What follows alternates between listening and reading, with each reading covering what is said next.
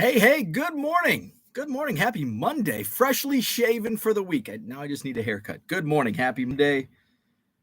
Coffee. Ooh, that's so good. Oh, that's good coffee. What's happening? What is happening? Boy, I've got a lot to talk about. Could be a long Monday. I see Rich. Rich is all, don't be hesitant. Don't be hesitant. I'm going to go into COMC today. I had a great discussion regarding COMC with a couple of my customers at the Madison Card Show on Saturday. In fact, Shane Zager, shout out Shane. I know he watches on replay. Shane gave me the best pitch for COMC, with apologies to Uncle Rich and Mike Summer, who have pitched COMC at me for a few years now. Shane made the best pitch. However, I left with some hesitancy about listing cards on COMC. And it wasn't because of what Shane said. It was because of what another customer said, who also lists and has, I think he said, Shane has thousands and thousands of cards listed. My other customer, and I apologize, I don't know if I know his name. He's bought from me a few times in the past. And he has, I think he said he has about 8,000 or 9,000 cards in his COMC store. But what he told me, and when I was it was basically they were giving me advice and I was asking questions, and that's what led to my hesitancy. And I have 3 reasons why I'm hesitant on listing on COMC. And it's really all personal preference. It's not anything. I mean, it is something that COMC could do, but it would have to be like reinventing the turning over the apple cart or reinventing the wheel, stuff like that. So I'll explain more this morning about my hesitancy on listing on COMC. What else? March Madness. Hey, we're through 2 rounds of the NCAA tournament. And boy, who would have thought Florida Atlantic and Fairleigh Dickinson would be battling for a spot in the Sweet 16? FAU knocked off the Cinderella Fairleigh Dickinson. Now we get into, and we'll take a look at the standings in the Hobby Evolution tournament. We're playing, by the way, the winner receives a hobby box of 2023 Top Series 1 in our Hobby Evolution Challenge, which has 120 brackets. So now we get into the nitty-gritty where the dust has settled on the first 2 rounds, and now we kind of have an idea who actually is competing for that hobby box in the Hobby Evolution Bracket Challenge. Because unfortunately, if you had teams like Duke, Purdue, Kansas, Arizona, I apologize, but your bracket is busted. But Daniel Snodgrass is looking good. He's my buddy, Cubs buddy, Daniel Snodgrass. We hang out at the Cubs convention. He is in first place, 49 points. He's got the Texas Longhorns winning, so everybody else is rooting against Texas. Corey Miller, second place, alone in second place. He has the Houston Cougars, so he also has his champion still alive. Let's see who Daniel has in his Final Four. Daniel has all 4 Final Four teams alive. Creighton, Kansas State, Texas, and Gonzaga going in to the tournament. You're like, yeah, right. And here they are, all 4 still alive in the Sweet 16. Corey, who's Corey got? He's got Creighton. Ooh, he had Marquette, so he's down to 3. Creighton, Marquette, Houston, Gonzaga. I should have known. I'm like anti-Big Ten when it comes to the tournament. But Michigan State, the sole survivor out of the Big Ten in the Sweet 16. David Dorr is alone in third place with 45 points. He has UCLA winning, and also in his Final Four, Texas, Tennessee, and Alabama. So that's David's. Our buddy Herman, 3B Collection, you're in a tie for 4th with Tom Gibson and Kevin Walker. Who else in our chat? I'm tied for 7th. I've got Gonzaga winning. I've got 43 points with my buddy Nick. John, Melanie, Victor, but Victor's got Purdue winning. So sorry, Victor. You're out. Terry A is in a tie for 15th. Justin Hirsch, tie for 20th with my buddy Brian Sedgwick. Ed Green is in a tie for 20th. Sal Dougie is in a tie for 20th. And I think I saw he said, yep, my bracket's toast, says Sal Dougie. But hey, you're still tied for 20th. But Abraham has 41 points, but a possibility of only getting 53. So not much room. He's going to be falling in the standings. Flipping Sports Guy, tie for 35th, along with Raphael. Let's see. Where are we at? Brian Wolf, tie for 52nd. Todd Richardson, tie for 52nd. Let's see. I'm just trying to see people that are in the chat. That 70s Card Show. John, he's in a tie for 59th. David Pyers, tie for 77th. Hall of Fame card collector, tie for 77th. Then we go Dan Ryan, tie for 87th. Kyle, tie for 87th. Merle, tie for 97th. Steve is all alone in 102nd place. Terry McDaniel, tie for 103rd. Let's see. Low Roller Scratcher in a tie with Warrior Cards, 112th. Jenny is in a tie with Logical Collectibles, tie for 115th. Austin and Tom G, tie for 117th. Brian K, the Ginger, is in 119th place. And my buddy Brian, Offbeat All-Stars, we'll have to get him a consolation prize, a roll of toilet paper or something, is all alone out of 120 brackets at 120. So that is your Hobby Evolution Bracket Challenge. Daniel Snodgrass in first, Corey Miller in second, David Dorr in third. And we've still got how many games left? We're in the Sweet 16. So whatever games, how many ever games that is from the Sweet 16. Let's get to the chat. What else? Oh, there was one other thing that I wanted to touch on before we dive into COMC. I have a feeling we're going to get some chatter on COMC because I know there's a lot of people that are big time on to COMC. And I know there's some people like me that are just hesitant to list on COMC. Terry A, good morning. Rich says, don't be hesitant. You know a couple of people at COMC to walk you through any potential issues. I do. And the people that I've met, Mike Summer interviewed me at the COMC booth during the National 2 years ago. And I met, I apologize. I can't remember his name. Rich can help me out. I think he's the marketing guy maybe for COMC at the National. Super nice guy. Everybody at the COMC booth, very friendly. Would love to do business with them, but I do have my reasons why I'm hesitant. And it's nothing with issue. It's not issues. It's my own quirkiness. And I'll get into that today. Jenny says, good morning. What's up? Let's jump right into this one. Very interesting topic. I really hope Rich is here to offer insight too. So yes, I wrote down my three, my personal barriers to entry regarding selling on COMC. So those are in the description. So that'll give you an idea what I'm going to talk about today. And I'm going to elaborate because, here's the thing. I can share my hesitancy in the three reasons why I don't want to list on COMC, but I have arguments against all three of these. Like I could do a point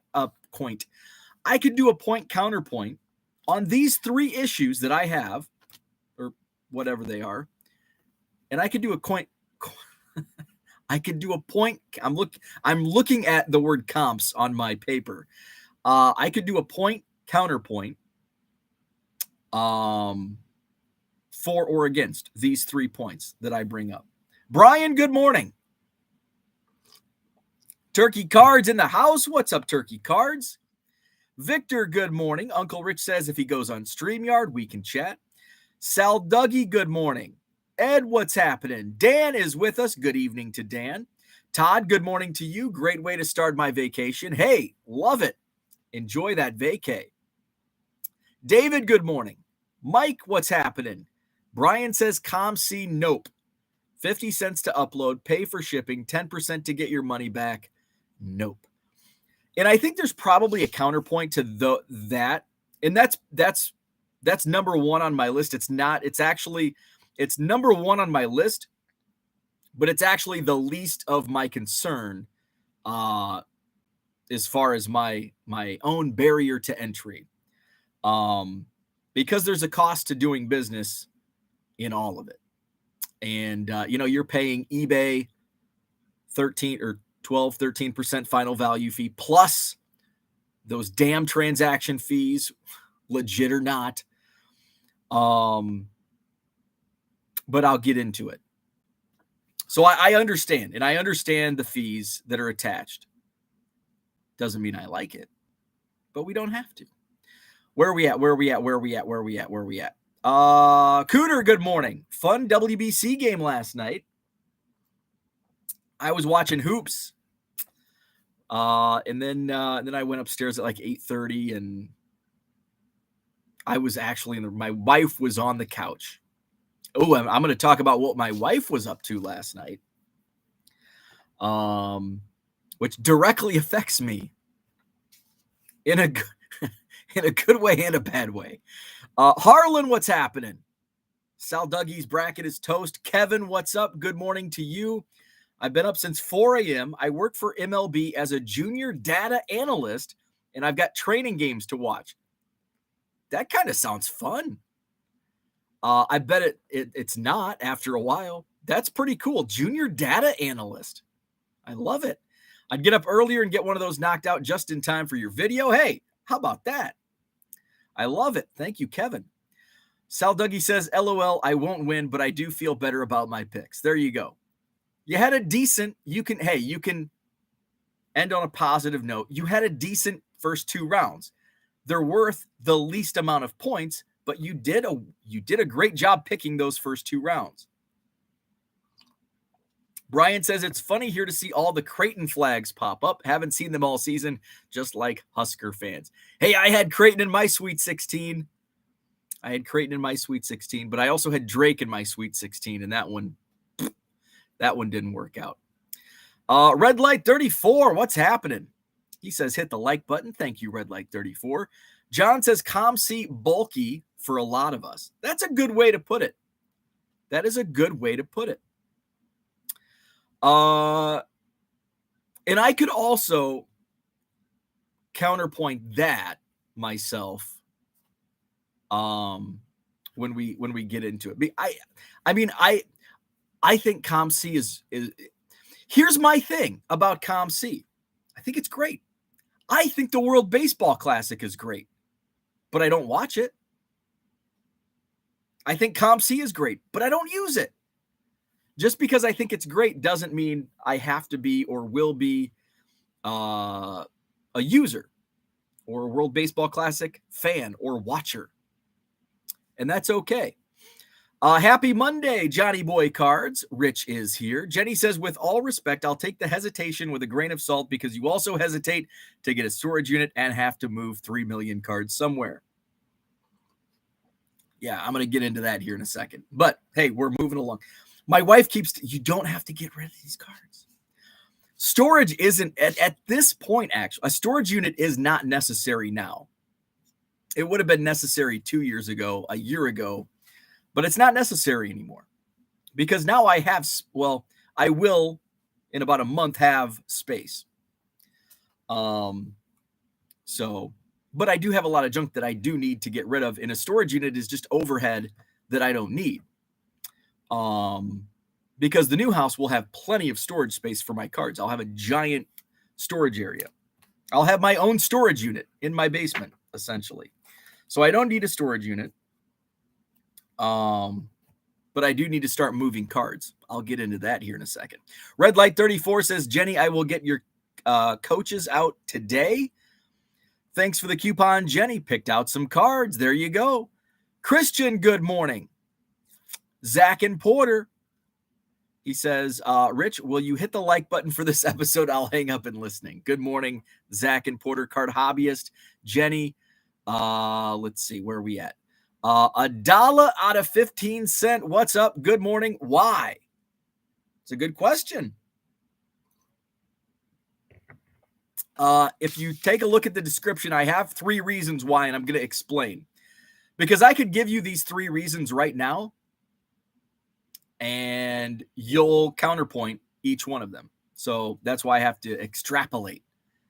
Upfront cost, time, and time as in the time it takes from me sending cards for them to be uploaded on the COMC site. And my third reason, comps, which means setting prices, / what to list. And that's something that raised my hesitancy after the conversation I had this weekend. So those are the 3 reasons why, 3/4, I guess. Dave Pearson, what's up? Positives and negatives. Negative takes 16 weeks for cards to go on. Positives get higher prices than on eBay for auto and game used cards. So we can have a little discussion about this. Anybody who is listing on COMC or has listed on COMC, because what Dave mentions there on higher prices on auto and game used cards, that's something that I'd like to explore a little further, because I was a little disappointed with what I had the discussion on Saturday about what to list on COMC, and what I thought would sell actually doesn't sell from some pros that were listing on COMC. Herman, what's happening? Good morning.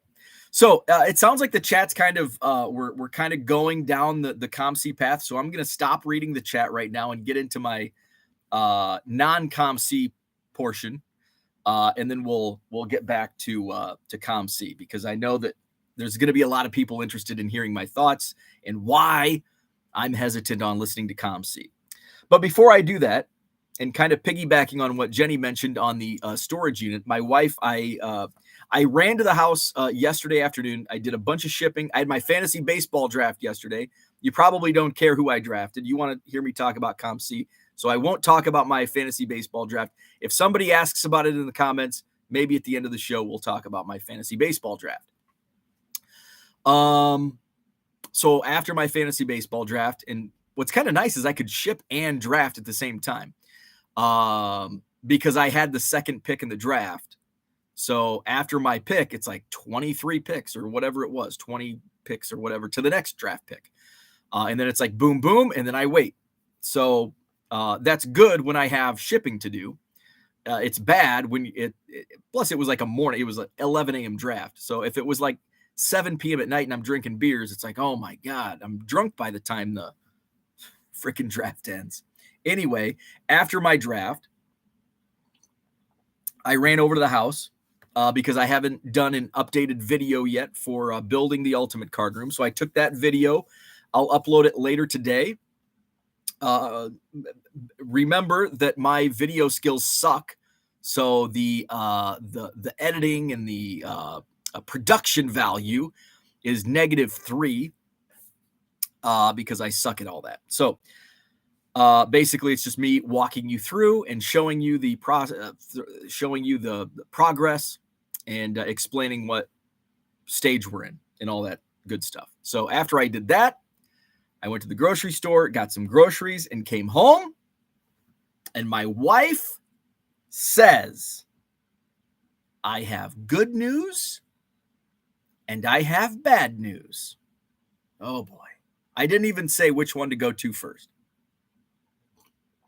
Oh boy. Oh boy. So she said, I'm listing the house, our house, which I knew was coming. It's like, I'm listing the house. And so it's going to go in delayed status this week. And we're going to start scheduling showings the weekend of April 1st.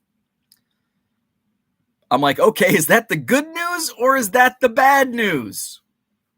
She's like, that's the good news. I'm like, oh shit, what's the bad news? Are you leaving me? Am I going to have to live in a store? I'm going to have to get a storage unit for my cards and myself? Can I keep a bed? No, it wasn't that. Bad news was, you got to get that basement clean. I'm like, oh, maybe I should have bought that storage unit. So now I'm starting to freak out. And I'm like, oh my God. So I had rushed. So here's the thing. Sometimes, hope my wife doesn't hear this. My mother-in-law has the worst time management skills of anybody I've ever known. My wife's usually pretty good with time. However, when it comes to like making a grocery list, it's like, and I am like, I'm ready to go. Like, if I say dinner's ready, it means it's on your plate, and I don't. The slices of frozen pizza are on your plate. Get to the table, let's eat.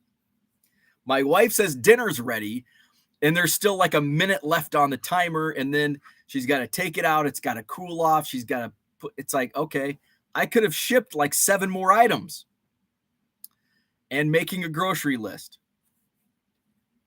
And so it was, what time? It was about 1 o'clock, because I think my draft took 2 hours. So it's 1 o'clock. I still had to shower. I did the 3 S's. And so I came down. She had like, and I told her before, I'm like, okay, here's my plan. Here's what I'm going to do. I'm going to go shower. And then I'm going to go to the house. And then I'm going to the grocery store. So can you make a list of what we need? Because if I make a list, I either get the wrong stuff or I don't get the stuff at all. So make a list. And if you have any questions on whether or not I'm capable of getting the right item, please make a descriptor. The yellow box, the red box. Make sure it says this. If they don't have it, don't get something else. Don't get the generic.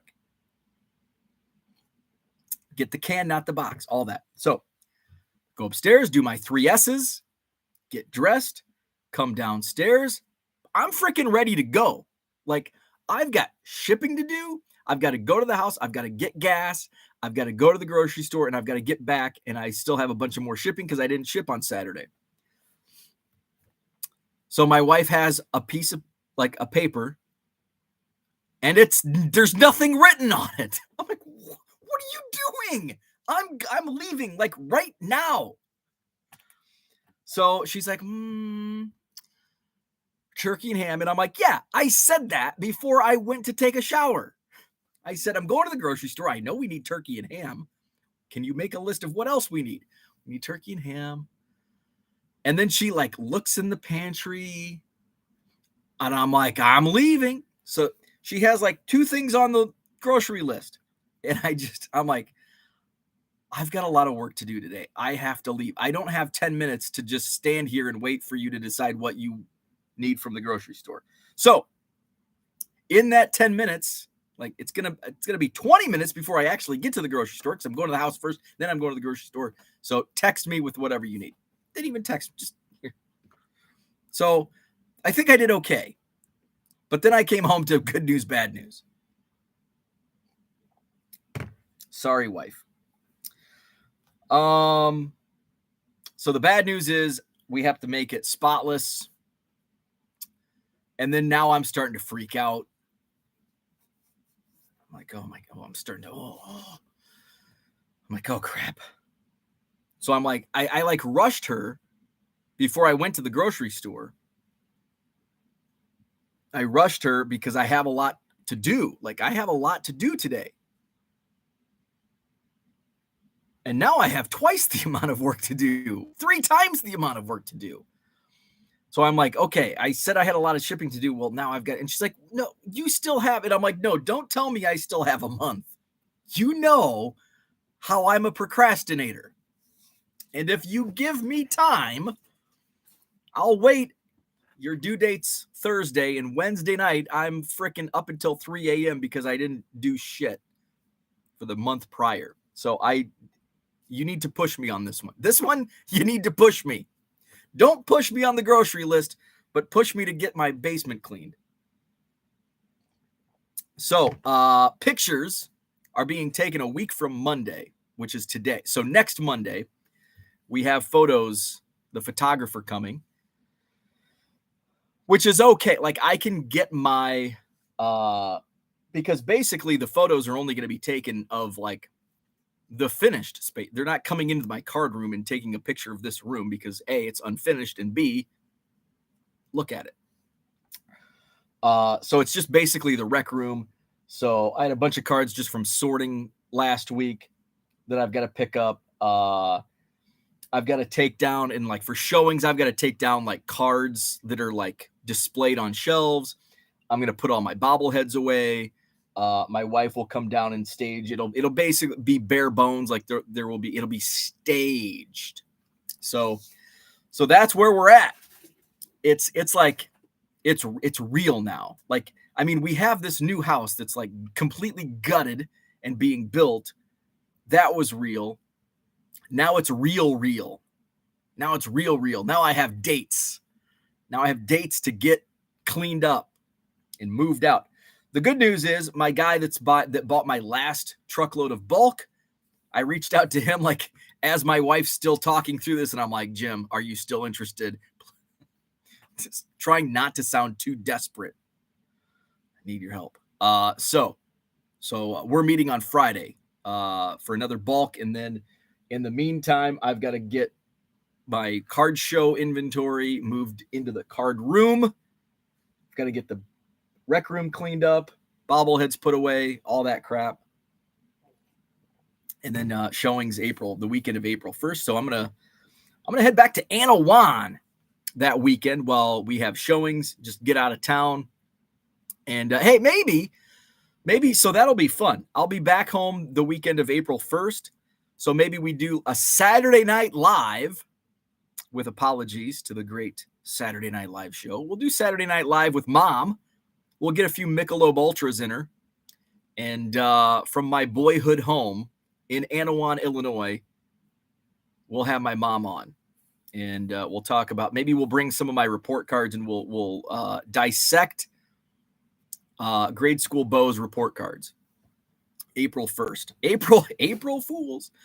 Okay, so let's get back on track. COMC. We'll try not to make this how to scale your business 3 days later, 3 shows, and we never actually talked about scaling your business. So we're going to get back onto COMC. Where'd we leave off? With Rich. Rich says the overall fees turn out to be about 1 to 1.5 times more than eBay, even with the upfront fees. So yes, and the upfront fees are the least of my worries. And you're doing a hell of a lot less of work, and you give us cards at the national, hint, hint, no shipping costs. So, okay, so I like the national idea. If you're just joining me now, I had a conversation with Shane and another customer that I don't know his name, but he's bought from me before, so that's bad on me for not knowing his name. Anyway, they're both pro COMC, big time on it, and sell a lot on COMC. And basically, I will say they did the best job. Actually, Shane did the best job at selling me on COMC.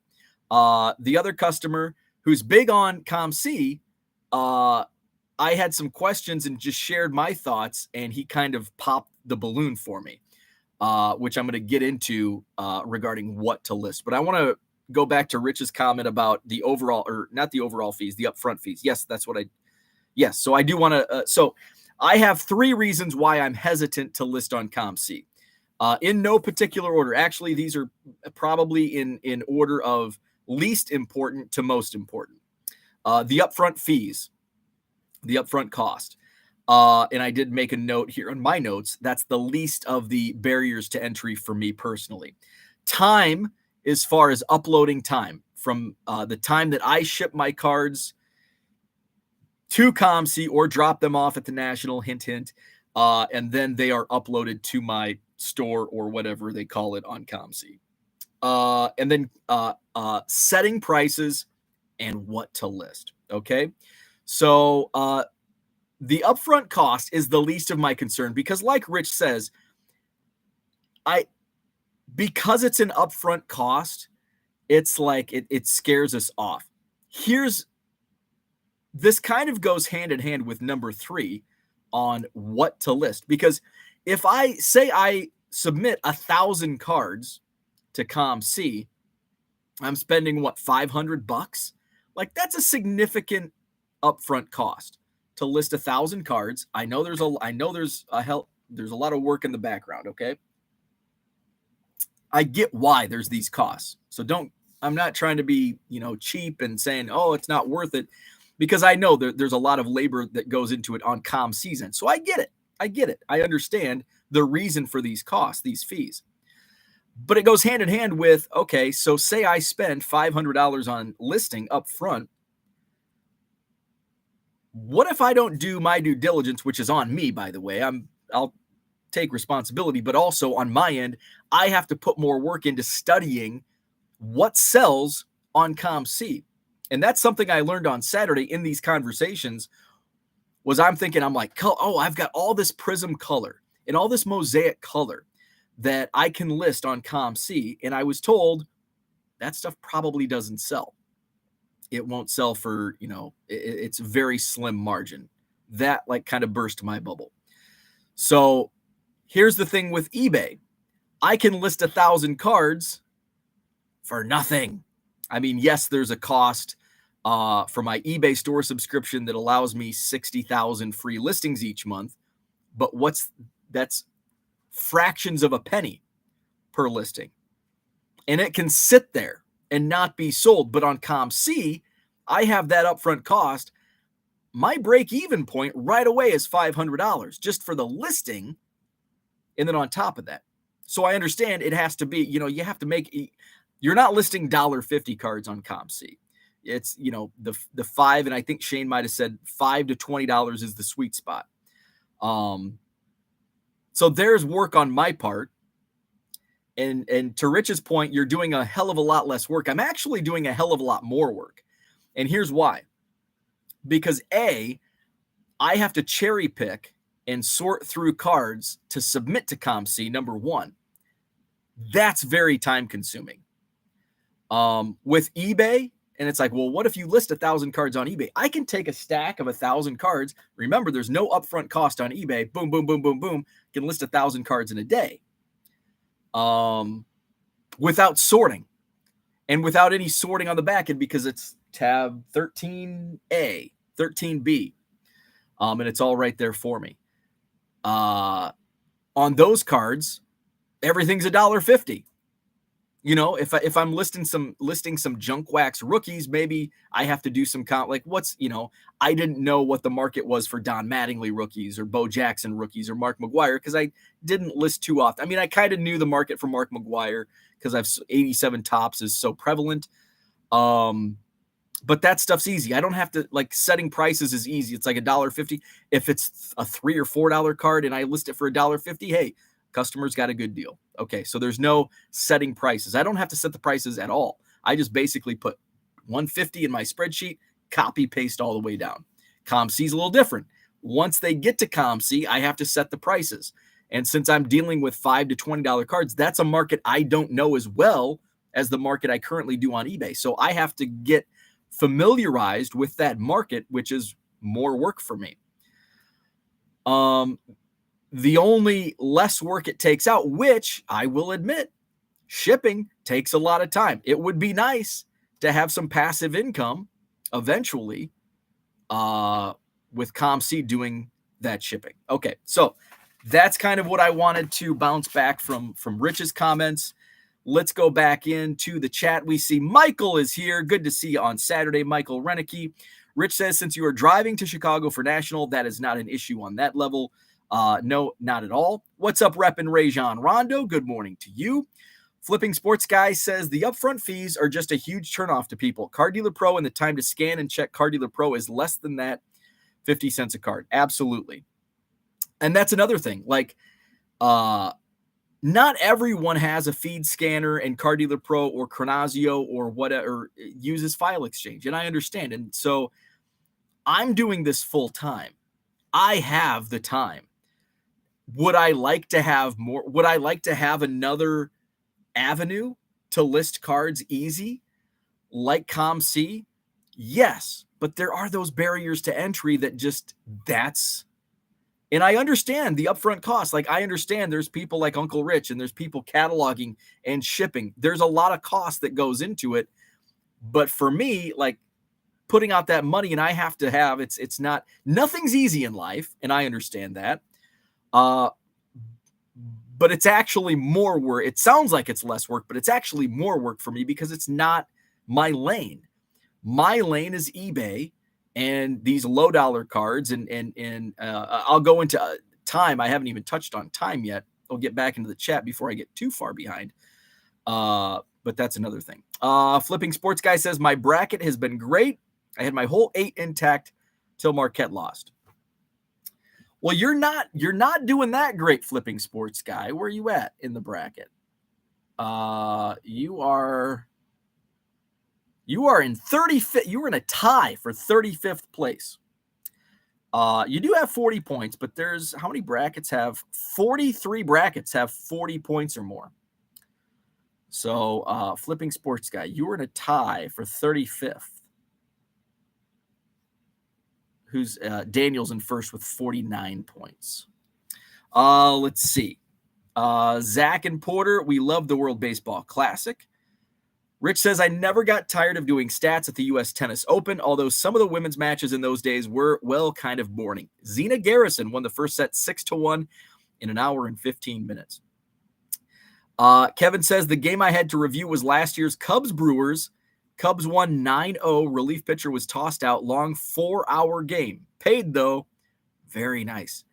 So I'm curious, Kevin, as a junior data analyst, what are you – so when you watch these games, what are you watching for? I guess what are you doing?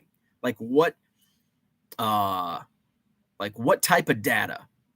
I'm curious. That's cool because I love numbers. I love that. I did basically like advanced stats on the TV crew for the high school basketball state finals. And I did one football. I didn't like doing football, but basketball was my jam. I did that for several years in Illinois, and it was fun. But I wasn't like dissecting games or anything. I was just like, as the game, I was tracking different stats, like stats that don't come up on the monitor, like not time of possession, but like one year we had a team that really slowed the ball down. So I was tracking how many passes, time of each possession. I was tracking for like the first quarter, and also how many passes before attempting a shot. So just little things like that. In a lot of it, I had to like pick up on my own. Like, it wasn't like, it was just like, I would note, it's like, this team made 17 passes before they took a shot.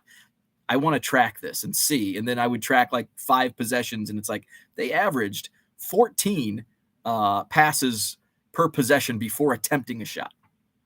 Anyway, where are we at? Let's see. Holy crap, I'm way behind. Let's see. Once you learn it, it's very easy to do things. One of my friends gave us a ton of cards and now tells me what to do. Great response there. 3.5 hour WBC game made me miss the pitch clock. How quick we adjust. I love the pitch clock. Simple rules to list: numbered cards, jerseys, and autographs. So that is good to know. I thought like color, but I will tell you, color doesn't sell on eBay either. But out of my quarter, and here's here's a little tip if you're doing card shows and eBay, like base, like prism color, like green, red, white, and blue, whatever. Panini's got 47 colors per set, it seems. I think legit they do. It might be even more than that. But that stuff doesn't move on eBay. Even at $1.50 shipped, it doesn't really move on eBay. Every once it's like, oh wow, this has been in my store for 8 months. I can't believe it finally sold. But in the quarter box, man, holy crap. That stuff, those color basketball and football parallels get eaten alive out of the quarter box. And my profit margin, if I list it for $1.50 free shipping, my net profit is about 40 cents, 35 to 40 cents. But it's, 20 to 25 cents, maybe 15 cents if somebody builds a big box. Let's see. Jenny says, LOL, the chat is going on topic today. I know, not often do we stay on topic in the chat. Rich says, or just like on eBay, be first to send in things with fresh pulls. Okay, so let's stop there. That actually may be my number one barrier to entry on many things, COMC wise. When it comes to a new, if I'm ripping and flipping a new product, by the time it goes, even if I upgrade to, I think there's a 2-week thing where you pay 75 cents and it's uploaded within 2 weeks. Take, for example, 2023 Topps. I get it on release day and I can sell Adley Rutschman rookie for $8 to $10 on release day. By Saturday, that price is down to like $4 or $5. And by 2 weeks later, that price is probably down to like $2.50. I don't even know what's an Adley Rutschman. I think that's what I was selling them for. I was selling those for $8, and I mean they were snagged up. They were snagged within like an hour or less. So let's take a look. 2023 Topps Adley Rutschman, because we're actually a few weeks out. Sold on eBay. So when I'm ripping and flipping, I don't even have 2 weeks. I mean, you have like 3 days to maximize. So they're selling for about $4. $3-4 for the base rookie of Adley Rutschman. But I was getting 8 for them within the first 2 to 3 days. Let's see. So that's, COMC can't beat that. COMC can't beat. You can't beat time. If I rip something on release day and list it immediately, I mean, first to market is always going to win, especially with big. Now, if it's autographed or low serial number, then there's maybe, a little more wiggle room. But when you're talking like last year, Wander Franco rookies, which actually didn't last year was a lot different though. But, take, for example, this year, Adley Rutschman, look at how the market has fallen in just a couple weeks. Let's see. I for sure want to hear your draft highlights. Okay, Sal Dougie, we'll talk draft at the end of the show. That way people can tune out at the end of we'll keep talking COMC because that's what people are here for. At the end of the show, people that don't care about my fantasy baseball team, you can drop off and me and Sal Dougie will talk amongst ourselves. Rich, isn't there a discount on listing for current release product and a quicker list than 16 weeks? Rich says, I was doing ID yesterday and saw 2 groupings of non-sports cards where no one had yet submitted. They will be first. Rich answers Jenny's question. Yes, fresh pulls for products 90 days after being listed on our site, not release day. Paul Carl Cards, what's happening? Good morning to you. So yes, there is a discount using Select and Elite for good cards with fresh pulls. Since this is really work related, I just realized I should sign into work. Dan, what's up? Bad news first, always. That's how I am. Always leave it with the good news. Let's see. Kevin says, before I forget, I took the weekend off from listings. Saturday, I sold 36 cards alone. One person bought 21 cards. My biggest order to date. Huge shout out to you. Oh, thank you. That is awesome. That is very cool. I was a little skeptical after listing almost 3,000 cards in 6 weeks, but the madness works. It does. It's all a numbers game. Pack your Cubs up first, active listings last. Yes, that's good advice. I'm actually trying to figure out how I'm going to I need to figure out where the Cubs cards will go. Like they're going to have a spot, obviously, for themselves. So I'm going to need a space for Cubs cards, and then I'm going to need a space for like unlisted inventory. I'm going to need a spot for junk where it's bulk, sorted and bulked out. And then obviously my eBay, that'll all be in the storage area, basically like what this room is, but this room is a combination of all of the above. There's Cubs, there's store inventory, there's non-store card show inventory boxes up here. So everything will get its place. Stop fantasy nonsense. Stop watching sports. Never. Never, never, never. Let's see. I had my biggest single order as well over the weekend with 23 cards. That's awesome. Rich says, I get the grocery issue. Wow, I'm way behind in the chat. I get the grocery issue. I make lists so it's all ready to go. That's a good idea. And the funny thing is, my wife is like the ultimate planner. I'm the ultimate like fly by the seat of my pants, because she's like, well, what do you need from the grocery store? I'm like, well, I'm going. So I know what I'm getting. I don't need a list unless I need.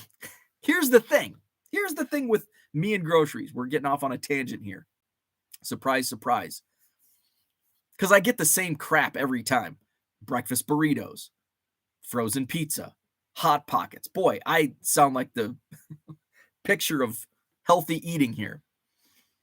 But if I have to go, like, say I'm making a recipe, which doesn't happen, like when I make pickles, or if we're going to grill burgers, I'll forget like the main reason I went. I'll forget like the buns, or I'll forget pickle seasoning for pickles. But I don't need it's like, what do you need? I'm like, the same crap I buy every time. If I walk by and the problem yesterday, I went hungry, so I bought too many snacks. Okay. Jenny says we will find out this week if Bo did okay shopping. If not, his bride will make sure to say we could have X for dinner, but someone didn't buy it. Right? Let's see. Cooter says, John, did you really just tell the world's greatest squirrel chaser to focus? Right? April 1st is in 12 days. Holy shit, it is. So I've got to really buckle up, don't I? Let's see. Kyle says, good morning. If you uncover those NASCAR cards, let me know, and I will send speedy delivery. Was that Mr. McFeely? Before your move. Not sure I will see you at a card show before then. Here's the problem. Here's the problem with the NASCAR. I think I have a box up here. At least it says racing. And I know I have 2 other monster boxes somewhere. The issue is I probably won't uncover them before the move. As Jenny reminded me, 12 days until April 1st. Well, that's not the move date, but that's when I have to have things like put away. So it will, ideally it would happen before the move. It would be 3 less boxes to move. But I don't know if I can find them. That's the problem. Finding them is the problem. Will Bo uncover a 20-year-old Pokemon pack when he clears out the basement shelves? No. I can tell you that is a no. Yeah, the thing is, I rarely find any like, of all the collections and Goodwill pallets and bulk buys and everything else, rarely are there Pokemon or Magic cards in them. Now, I do know Goodwill separates the Pokemon out because they sell Pokemon in bulk. And they separate. But every once in a while, there'll be like a binder of sports cards with like 3 Pokemon cards or something. Unless you want 1994 prices for your house, then you better put your 1994 gaming consoles away. That's actually a really good point, because as I was in my rec room last night, I look and I have my Sega Genesis on the floor next to my TV. It's like, well, that's got to go away.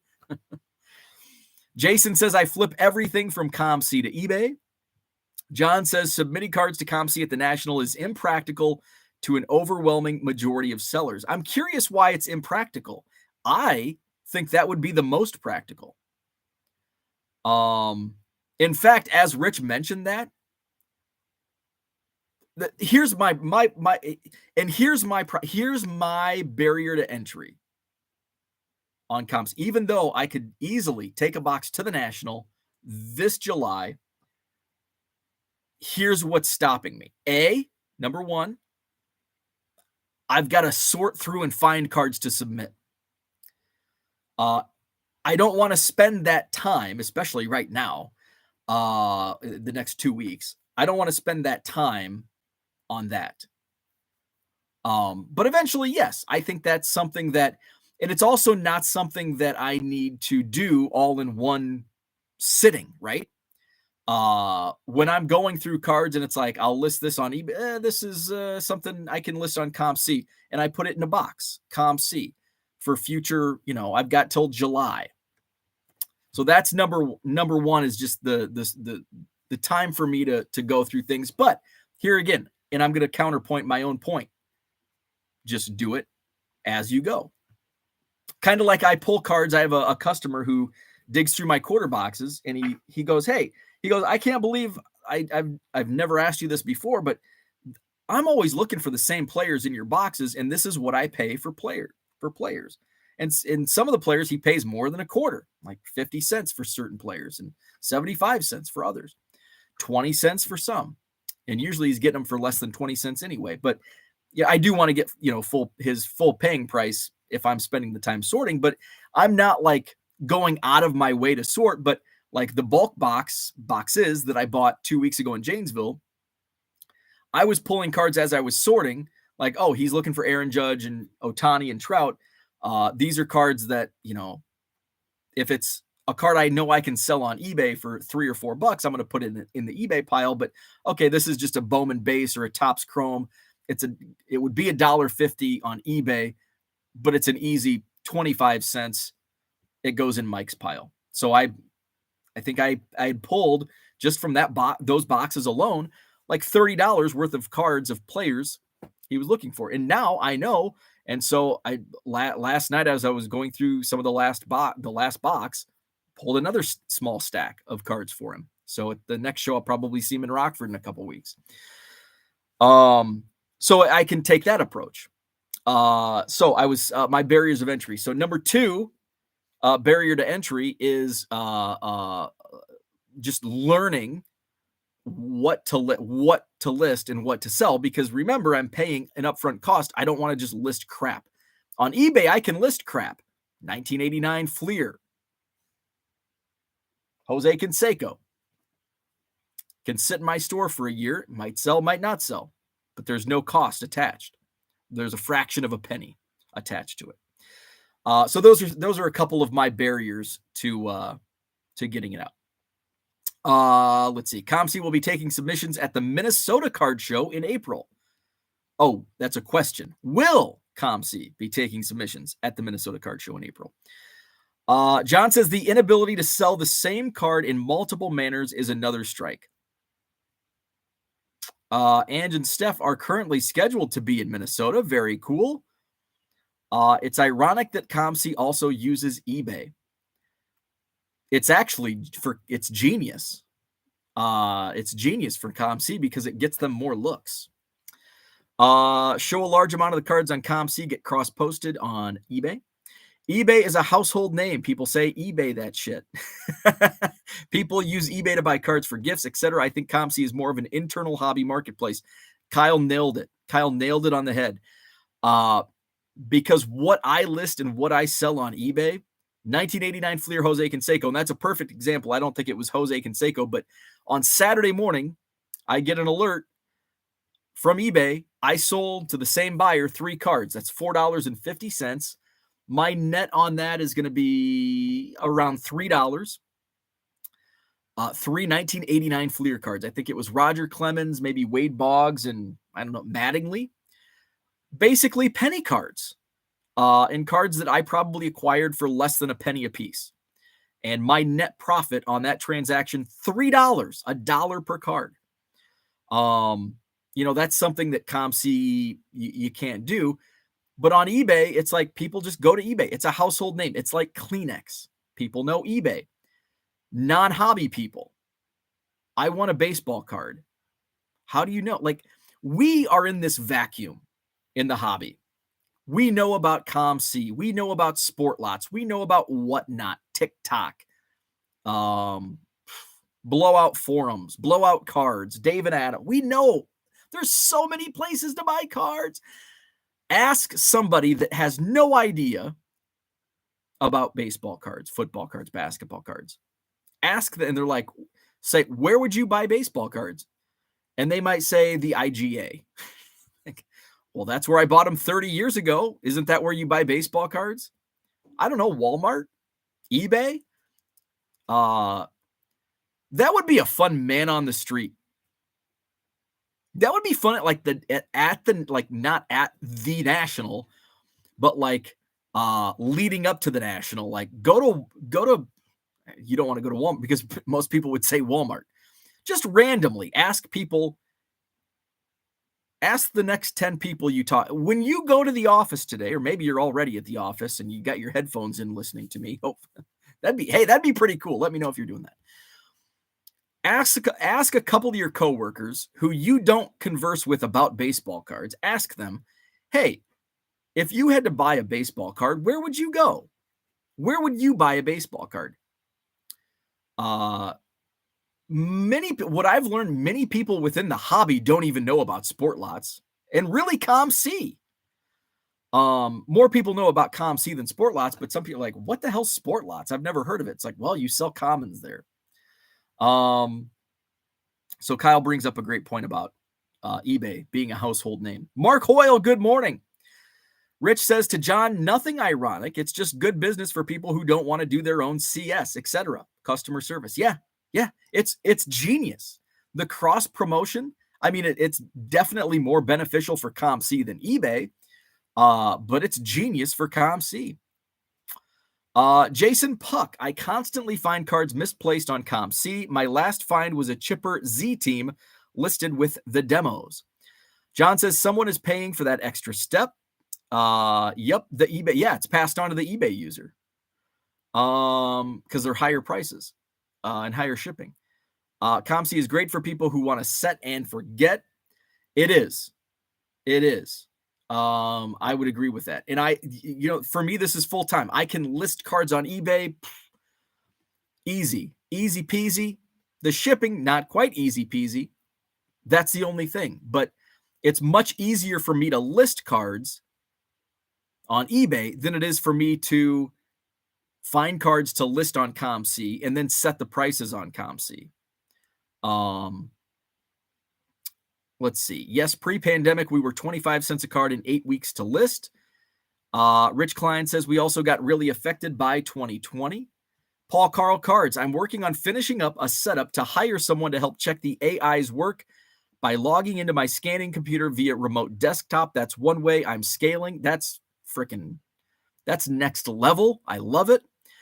John says if you can find, if only there was a way to remote ship. I know. Hey, COMC. If only I could, I need to hire good help. Let's see. John says my one purchase from COMC on eBay led to a 3-week delivery. It's fun as a consumer either. Jenny says, I don't think COMC will be sponsoring the Madison Card Show now. Let's see. Flipping Sports Guy says, but I am. I look at the final potential score, not current score. This was 3 months ago. I'm 10th when it comes to potential score. Where we at? Let's see. Way behind. Let's see. Jenny, we try to only come to shows with about 300 or more tables. Cooter says it's okay to stay in the fairway, i.e. eBay. How many businesses fail because they get distracted and move away from business that they know exactly? Optimize your current business before diverting. Definitely. That's why, I would love to branch off and do higher end cards. And it's like, boost your, but if you don't know, if it's like, oh, hey, I can make $100 doing this and my net is much bigger, but what if you swing and miss? The potential harm swinging and missing on hundreds and $1,000 cards is much more counterproductive than swinging and missing on a bargain box. Let's see. Flipping Sports Guy says, I was really hoping Gonzaga got knocked off. That would have killed a ton of brackets. John says there's a very prominent content creator who is an MLB senior data wrangler. Interesting. Zach says playing catch up. Hit that like button. Oh, thank you, Zach. Let's see. Herman says currently in 4th, but that won't hold. Let's see. I'm in, let's see, now we're kind of on bracket talk. Where am I at? I'm in 7th right now. I've still got a fairly strong bracket. 151 potential points. Ooh, flipping sports guy right ahead of me, 156. Max score. Daniel, who's in first place right now, has a max score of 173. David Dorr has a max potential 169. Some high scores. Mickey, he's in 20th, but has a potential of 165. So who's towards the who's the least? I think that's Brian down at the bottom. Oh no, Logical Collectibles only can score 45 total points, which is less than the leader right now. Let's see. Look at the number of people watching. Bo hit a winning topic. Oh, 75. What's our record? 85 is the record. So we're still 10 away. John wants to know, Kevin is what's called a stringer. There's one at all professional games. What does a stringer do? Oh, wait. I think he's already answered that question. Here we go. Kevin says, I'm entering every single data-related play possible, every outcome to every play, pitch placement, pitch outcome, batter swings and misses, where the ball lands, etc. That's pretty cool. Let's see. Current score is tough to look at. You get excited, but then look at the rest of the tournament. Those are the games that matter. Yes, because there's a lot more points that go to, first and second round. That's what it's like. I'm in first place after the first round, but you only get 1 point per game in the first round. And if you get, somebody knocked out that you have going far in the first round, that hits, that hurts on your potential points. Arizona, Kansas, Purdue. Let's see. Kevin is what's called a stringer. There's one at all professional games. TD Sports Card in the house. Frisch Pull is where you can sell those color. Frisch Pull is where you can sell those color prism cards, and that has to be the 2-week service. I miss the stringer days. Way back, used to work at Sports Network before Fox Sports bought them out. You also need to do your taxes as well. Better file an extension. My taxes are done. My business tax year ends September 30th. So my business tax season was done a long time ago. And my personal taxes are already done because I don't have much going on outside with my just, investments and all that crap. So that's easy. So all of my taxes for 2022 are done, filed, complete, and all that good stuff. Flipping Sports Guy says, sounds like Bo eats what my kids eat for lunch on the weekends. Most likely Hot Pockets. I haven't had a Lunchable in a while. That was a favorite of mine. When Bo wants to make burgers, what does he usually forget? The burgers. That's the first thing I get. That's the first thing. I need burgers. Let's see. Remember the 6 P's. Proper planning prevents piss poor performance. There you go. Love it. John says at the post office, people in pajama pants in line in front of me. They're here for the long run. It's 8 o'clock in the morning. Actually, it's probably, I have no idea where John's at. He could be anywhere right now. It's 8 o'clock Central Time. I give a pass on people wearing pajama pants. Proper planning prevents piss poor for poor performance in wearing pajama pants at the post office. I've spent the last few days sorting NASCAR cards. We'll have about 4,000 to 5,000 to list over the next few months. Kyle says, totally understand. Maybe NASCAR cards can make the move and I will see you in May or June. That's probably more likely. Let's see. Although actually the move won't happen until the official move won't happen until June, but I will probably start moving cards in myself. And actually going back to John, that 70s card show at the beginning,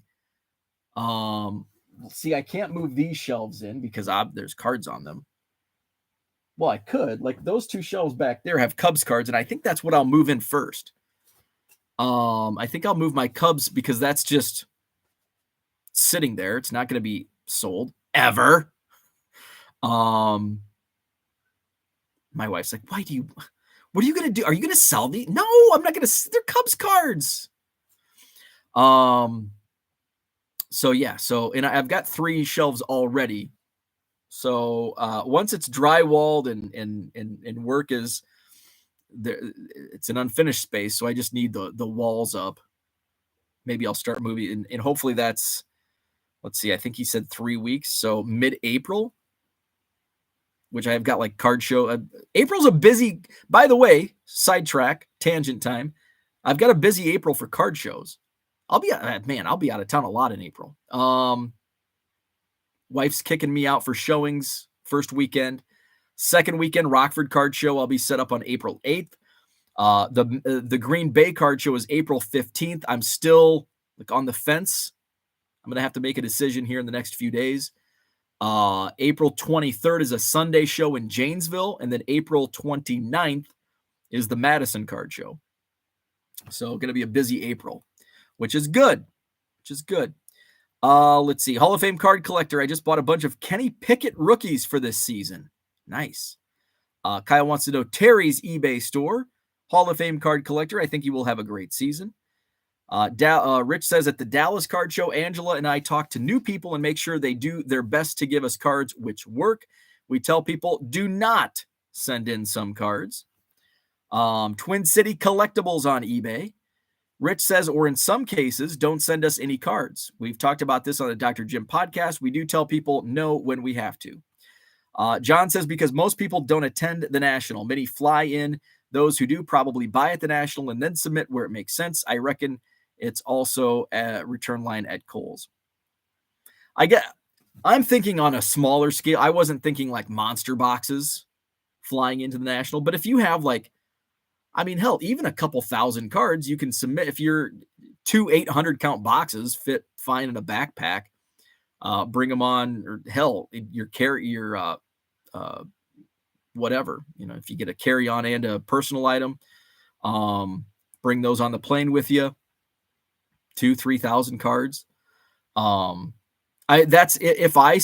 driving to the National, and I would probably only submit 500 to 1,000 cards to start, if I even have that many that I could find in the next few months to list. So, Flipping Sports Guy says eBay users love Jose Canseco junk wax. Jose Canseco, Ricky Henderson, among the all-time greatest players. Shane disagreed with me. All-time greatest players, Ricky Henderson, big-time sellers on eBay. Jenny says there's also the flip side of not having to deal with buyers if selling through COMC. That's a perk. There's no feedback profile to take negs on for not using top loaders. Rich says we are a niche within a niche. There's James. What's up, James? Let's see. Kyle says, thanks, Terry. Got you saved as a seller, and we'll look at the NASCAR listings. What's going on? James in the house. TD Sports Card says eBay works. Rich says, I just checked 1989 Fleer Canseco. Do not send those cards to COMC. Jenny says, we do not know about TikTok. Let's see. Herman says, I used my coupon last night, picked up some Freeman and Albies. John says, who pays the eBay fee when your COMC cards sell there? Rich has to answer that. I don't know. No TikTok yet, Bo, says Justin. I had TikTok. I think I uploaded like 5 or 6 videos, and I don't think any of them were card related. I didn't know there was a card TikTok until a few months ago. After I even deleted TikTok, it was just like there was like a thing. It would pop up like like those freaking dances. And then I deleted the app after like a week. Might have been a month. I'm sure it's a reduced fee, but eBay isn't running a charity. Let's see. Justin says, although we would pay to watch you do a dance video about cards, I would hold up my near. Harlan in the house. I just wish the time to upload on COMC was faster. Waiting 4 months to get things listed is a long time. I agree with that. That's probably, and I guess it depends. I mean, that's probably number 2 on my list of importance. What to list and setting prices is number 1. That's my number 1 barrier to entry. Setting prices and what to list. Number 2 is time, the time it takes to upload them to your store, and then setting your prices. And then the upfront cost, which is the least of my worries, but it's also putting all those three things together, my system works for me. And yeah, shipping is a bitch sometimes, but I think it's the same amount of work. Me doing what I do now, I know it sounds for people that don't do what I do, it's like, oh, how do you ship 200 things a day? You just do. And if as long as you're super organized, it can go very quickly. Actually, it doesn't go. It can go quicker than you expect. But there's no upfront cost on eBay. I list immediately, and I pretty much know exactly what to list. I don't know what to list on COMC, not yet at least. Maybe that's something I'll look into further down the road. Let's see. John Harlan says, I think COMC is great for buying on COMC and flipping to eBay or repricing and relisting on COMC. Instant access and no insertion fee that way.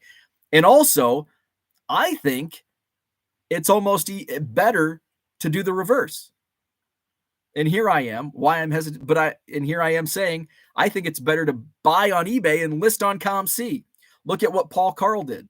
Look at all those eBay auctions I ran on autos and numbers. I think on autos and in jerseys, those would have been great COMC buy it nows. And I listed 100 of them, and most of them sold for 99 cents on eBay. And that's about what Paul paid, because I, combined shipping, like you paid $5 or $4 shipping for 40 or 50 cards that you might get $5 to $10 a piece on COMC. So that's, maybe that would have been, and I'll have to go through to see what I have left. Maybe that's what I start with, if I can find that box of jerseys and autos. Let's see. Jason Puck says 90% of the glossy cards on COMC have fingerprints, easy to clean. Red Light 34, not I, The Office, but I am in the crane listening. In the office using my conference call headset. David, thank you. Awesome. Now go ask your coworkers, hey, where would you buy baseball cards? Let's see. Paul Heath in the house. What's happening? Hit the like button if you haven't already, by the way. Uncle Rich hasn't said that yet. Why, Rich? Every morning you're telling us to hit the like button, but you haven't told us today.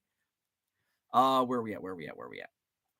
Let's see. I hope Abraham's still with me, because he wants to know about my fantasy baseball draft. We're going to get through the chat, and then for the one person listening, I'll talk about my fantasy baseball draft. John says, my naive view of COMC is that it's a great place to buy, store, and flip with ease. Great for international buyers as well. And I would totally agree with that. Other than people such as his best friend forever, you don't have to deal with other humans. Bid edge to COMC on that one. TD says, my biggest negative on COMC is they charge a 15% cash out, let alone all the fees. Rich says, John, you pretty much nailed it in that view. Rich says, Bo is like me. If you walk into a high dollar card, it's great, but it's not what I chase. Rich says, except for my purchase at the last Dallas show, which included a bunch of sweet cards at about 50 to 60% of selling price. We agreed on the price, so no real issues. Baseball card curmudgeon, what's up? Good morning to you. Rich says, stringers usually work for a media outlet to write stories. I have to be close to the least.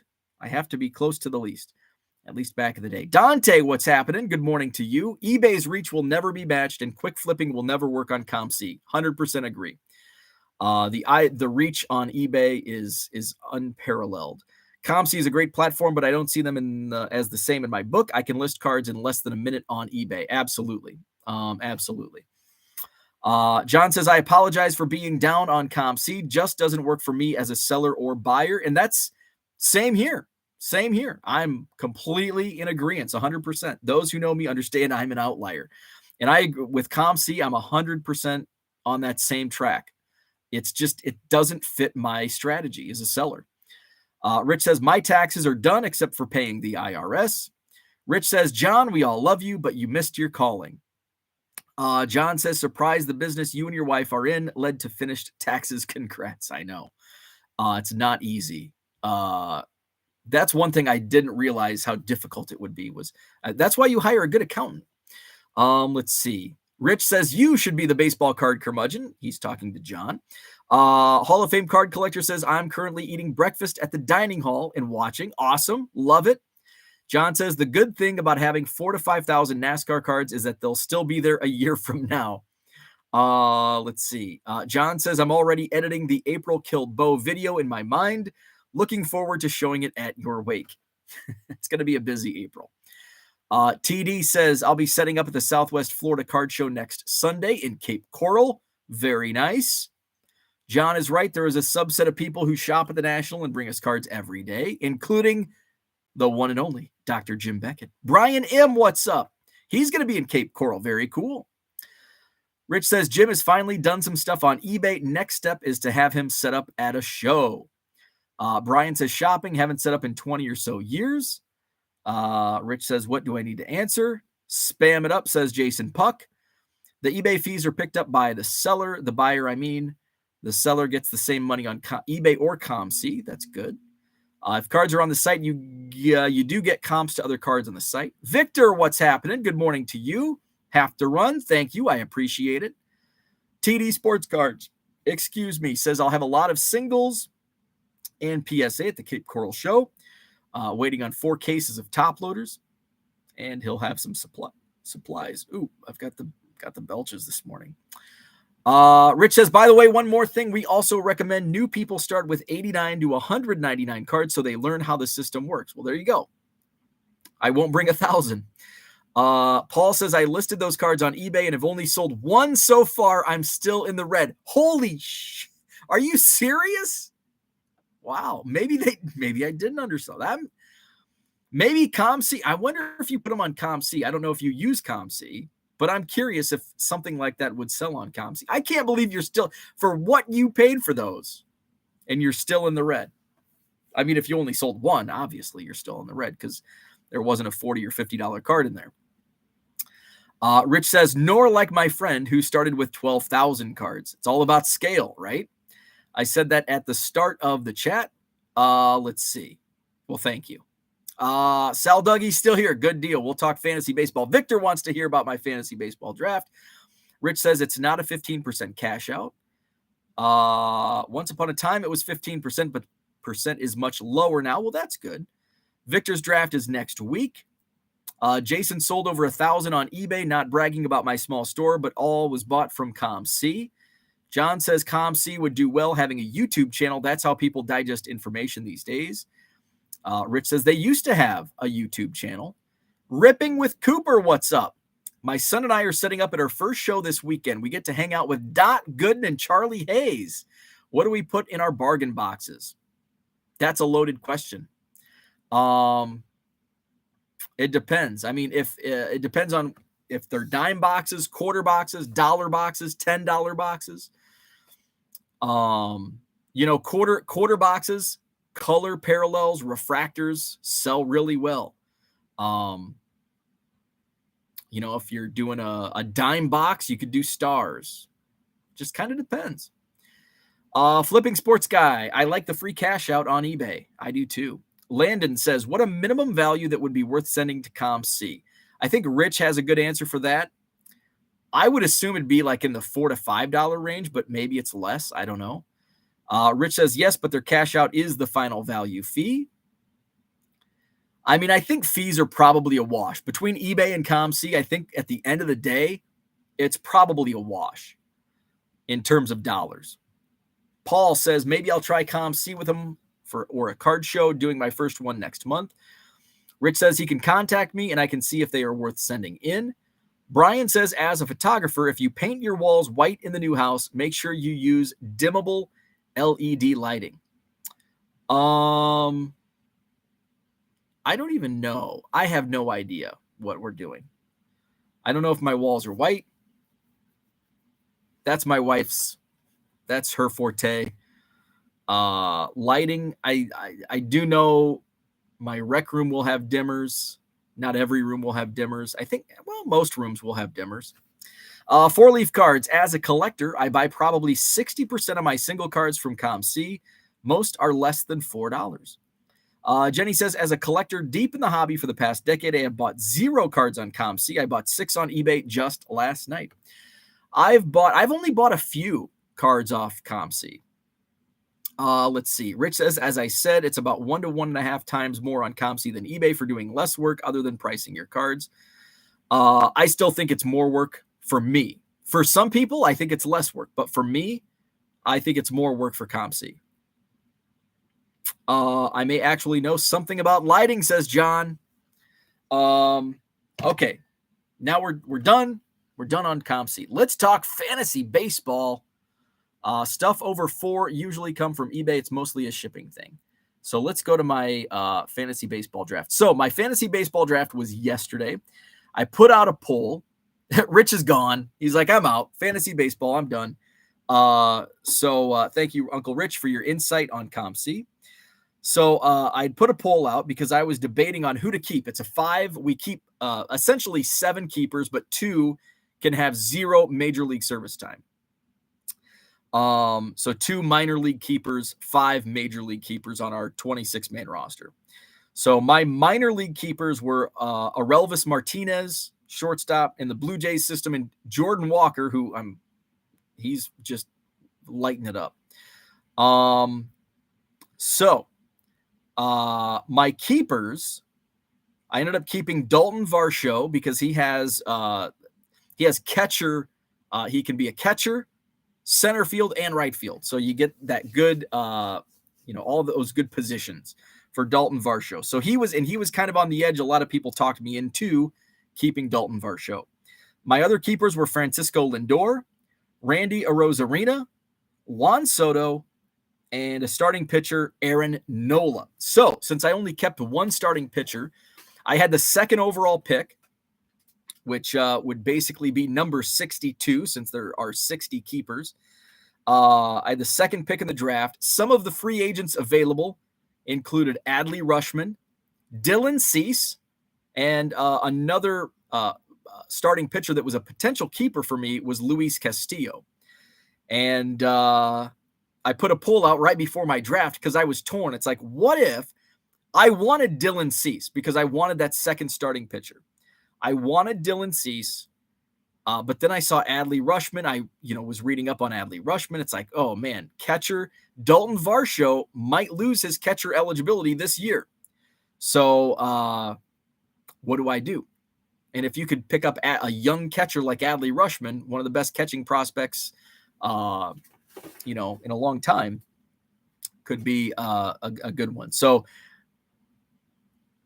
I started leaning toward Adley Rutschman. And basically I put that poll because I wanted to know, I expected Dylan Cease to be taken, number 1. A starting pitcher was actually taken number 1. It was neither Luis Castillo or Dylan Cease, nor was it Adley Rutschman. The number 1 overall pick among our free agents, Christian Javier of the Houston Astros. So now I have my pick of Dylan Cease or Adley Rutschman. Which one do I want? I ended up going with Adley Rutschman because Dylan Cease makes me nervous with his injury history. So I ended up picking Adley Rutschman. So I went with the bat with my number 2 pick. So since I was down off the bat, and then I had, I didn't pick for another 20 picks. Then I kind of went pitcher heavy. I actually went pitcher heavy in this draft. Because I feel pretty good about my hitters, Dalton Varsho, and now adding Adley Rutschman with that 1st pick, Lindor, Arozarena, Soto, and who is my other keeper? Varsho. So let's see. Can I get into my draft and I'll just kind of break down draft recap. Let's see. Round 1. Oh, so we got to go to round 6. These are keepers. Oh. That doesn't make sense. I think this is last year's draft. Yeah, it has me picking Aaron Nola. So it looks like my draft hasn't by team. Let's see. Yeah, this is way off. Oh, okay. Now I think we're getting somewhere. Okay. So, yeah. So with my next pick, then I went starting pitcher. I went with Tristan McKenzie with my 2nd round pick, And then, I had to pick just a few picks later, and I went with Logan Webb. So I went starting pitcher after taking Adley Rushman. Stukes, baseball cards and curiosities. What's happening? I buy most of my cards at stores and shows, baseball card, antique, and flea markets. Let's see. TD Sports Cards, I'd pick up Scherzer for sure. He was a keeper. Let's see. 4-leaf cards. So he was Scherzer was not available in my league. I picked up Castillo, needed pitching bad. Varsho will play in the outfield more. Javier is legit. So I went with Rushman first round, and then I piggybacked starting pitchers. Tristan McKenzie, followed by Logan Webb. And then I went... typically, I hate doing this. I went back-to-back closers early. So so this is essentially what? That's round 6, 7, 8. So basically in rounds 9 and 10, I went relief pitchers. I went Felix Bautista of Baltimore and Raisel Iglesias of Atlanta. Those were the top closers left. I started to see a run, and it's like if I don't strike now, I may be on the outside looking in. Yes, I know you can scour the waiver wire and you can cobble together closers. I used this strategy last year and it blew up in my face with injuries. Hopefully that doesn't happen this year. So I went out on the ledge and went relief pitchers in rounds 9 and 10. Then I went back. I stuck with pitching. So I went pitching heavy right there in rounds 7, 8, 9, 10, and 11. I came back and went with Hunter Green. That's kind of a bold pick. Hunter Green could be a stud, could be injury prone. But at this point, I had 3 legit starters. So basically, Hunter Green's my number 4 with Aaron Nola, Logan Webb, and Tristan McKenzie. So I went Hunter Green. Then I had to start filling in some position players. I went with Eugenio Suarez. So he'll be my third baseman. Followed up by Ryan Mountcastle of the Orioles. I also drafted him last year at first base. I think I let my bias show with my next pick, center field. I have high hopes, and I think it's more hope than a wise pick here. I went Cody Bellinger with my next pick in center field. So that could be a position of weakness for my team at center field, Cody Bellinger. Then I went to second base, and Jonathan India was still alive. And I always like reading as I'm going on potential sleepers and who to look for and who to watch at certain positions. So I went with Jonathan India. Then I started kind of filling in my bench. I went Oswald Peraza, New York Yankees shortstop. So he'll basically be a bench player or utility guy. I followed that up with we have our league used to be saves and holds. We had categories for saves and holds.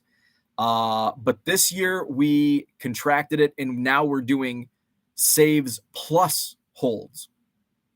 So David Robertson was high on that list in his setup role with the potential to save some games as well.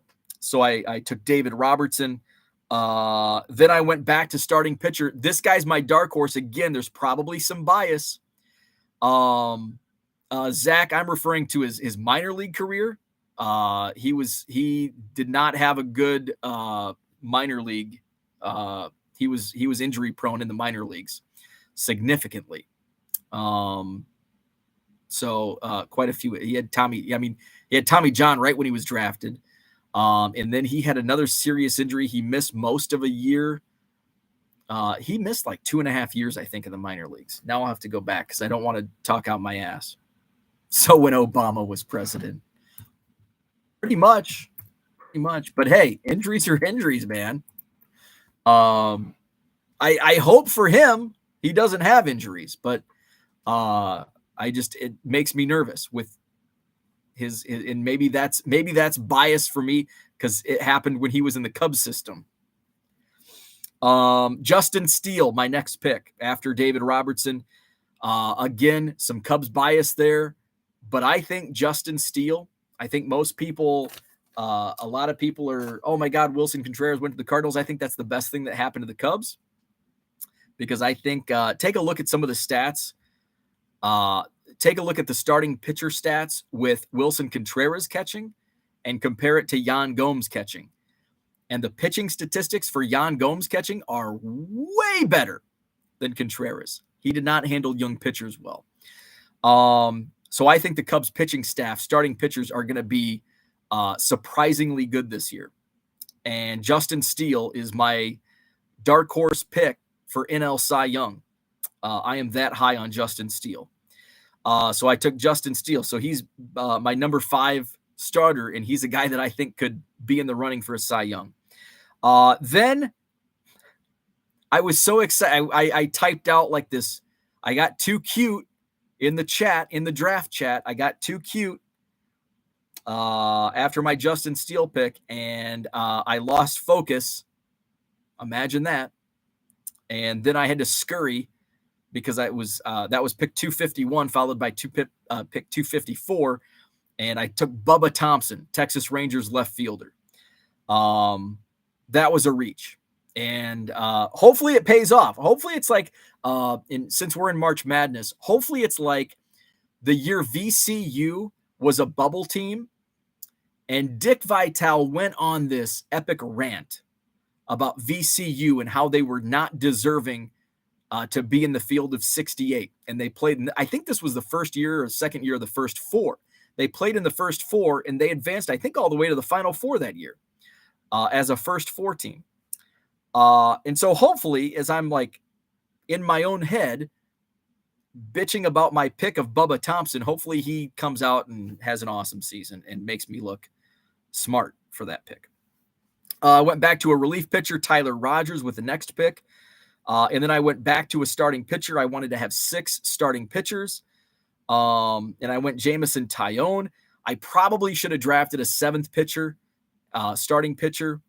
But I'll probably just do a streamer for that first week where there's, a bunch of games or where we do like the week and a half where we get like 13 starts instead of 9 or whatever the number is. And then the last 4 picks were just kind of, and I actually had through trades, I had like 4 picks toward the end. I picked 298, 299 and 302 and then 323. So with these picks, it was just cobbling together a bench. And I went center fielder Dylan Carlson, who may actually be at pick 298, may actually be my starting center fielder ahead of Cody Bellinger, who I picked earlier in the draft. So Dylan Carlson, I followed that up with another center fielder, Brian De La Cruz, who's kind of he's a fringy guy. He's a guy that could be a breakout, and he's a guy that could be on the waiver wire after week 3. Michael Massey, second baseman, kind of a sleeper. He was on some sleeper picks, sleeper lists. He's in Kansas City. I took him with pick 302 to be a backup for Jonathan India. And then my final pick, 323, Yimi Garcia, a relief pitcher for saves and holds. So I have 5 relief pitchers to fill in when I only have 2 starting pitchers or less going. I can have relief pitchers in every eligible pitching category. We don't have a cap on innings. We have a cap on starts. I think it's 9. I think it's 9 starts per week. And we have a 7 transaction per week. So we can stream, you can stream, but you're limited to 7 transactions. So that's how my draft went. I never get too excited or too disappointed with how a draft goes, because sometimes when I feel good about my draft, I suck. Sometimes when I feel like my draft sucks, I do really well. So it is what it is. It's the draft.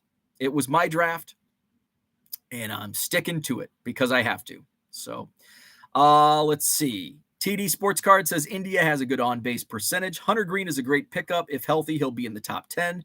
Bautista is good. If he struggles, he'll get replaced.